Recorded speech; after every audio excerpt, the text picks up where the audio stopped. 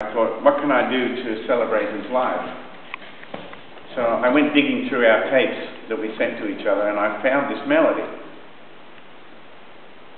And I thought, that's what I can do today. I can write a song with him a year after he's gone.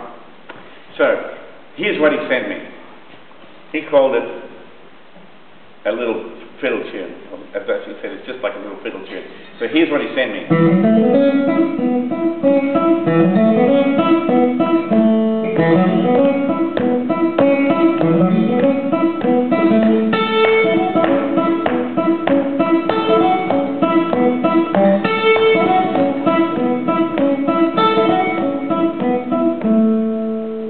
That's what I had to work with. I said, okay, how can I make this work into a tune? So I worked out how to play it.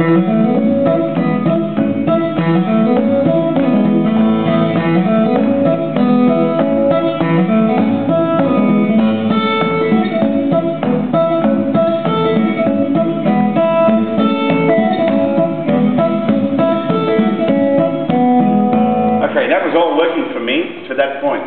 But now I'm going to play the melody again, and it's kind of repetitive, as fiddle tunes are. We now need a lift, we need something else. So I played the same melody and moved the chords underneath.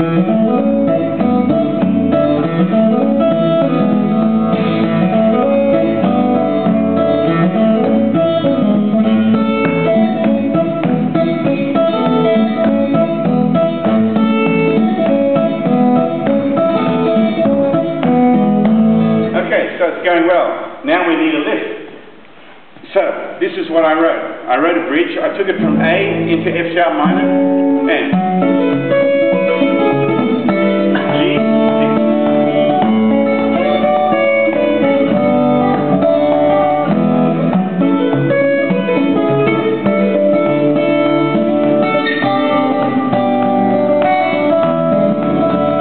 and that leads me perfectly. Leads me back into that again. So this time I played the first part of the next verse as the original, and then I moved the chords around on the second one. So it's constantly something interesting for your ear.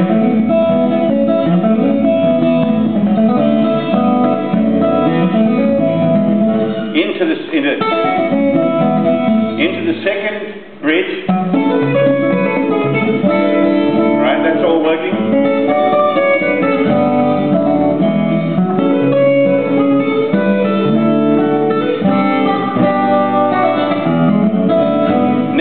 Go back again because I've been back twice in the same key. So this is where we now take the listener up a few notches. We play the song in a different key. So I take it up to C.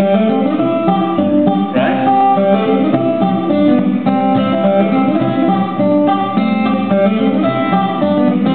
Now I'm getting awfully tired of that, and I want to do something different with it.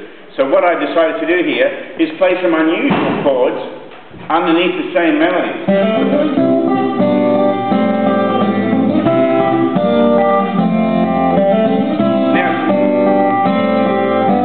Now it's leading to something, so I come up with this little lick, which in a very sneaky way took us back into the original key, right when you didn't expect it. Right? So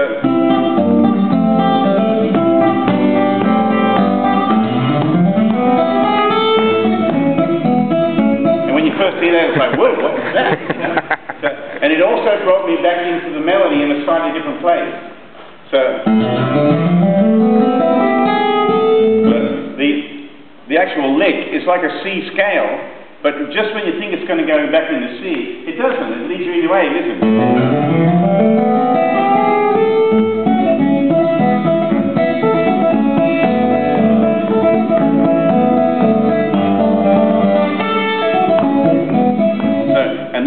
Now we're back to the last verse. We're back and we play it originally how we originally did. Okay, so and we get to the end, but it doesn't seem like there is enough ending there.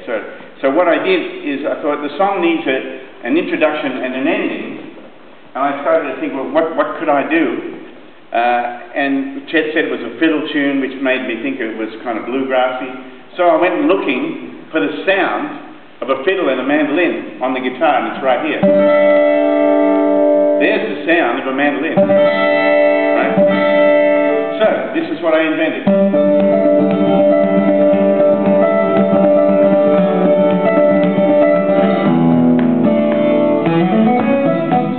You see that? And it set it up perfectly.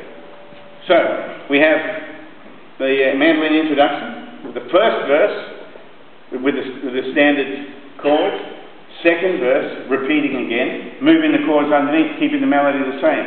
First bridge, third verse with half the verse normal chords, second half the verse moving the chords around. So there's constant movement for the listener all the time. Second bridge, where's it going to go? To a key change. And just when the key change starts getting really interesting, we throw in this little lick and brings us back to the original key. Then we take it home from there. There's also one other thing I wanted to say, that there's a chord towards the end of the song that I purposely put in here, because this chord tells us we're going home. We're coming to the end. We're taking this baby home. And I'll show you what it is. Here it is. There it is. We're going home. Doesn't it? That's what it says. Okay? So, now, let me put this together and play the song for you. This in itself is an example of arrangement. Okay? This is my arrangement of the song co-written from a little idea that I got from the master. And let me tell you, I begged, stole and borrowed every idea that I could come up with to make this simple little tune interesting for you to listen to and for me to play. Alright? 2 minutes and 46 seconds of every idea I could possibly throw at it, you know, except time change. Everything else is there. There's key change, there's chord changes, there's sneaky licks, there's everything. It's got everything. It's got a repetitive melody, and you want to be careful because you may walk out of here today singing it in your brain. So here it is. And as I'm playing it, it felt like it was a ramble. So I called it Chet's Ramble. So let's send it up to him now. Here we go.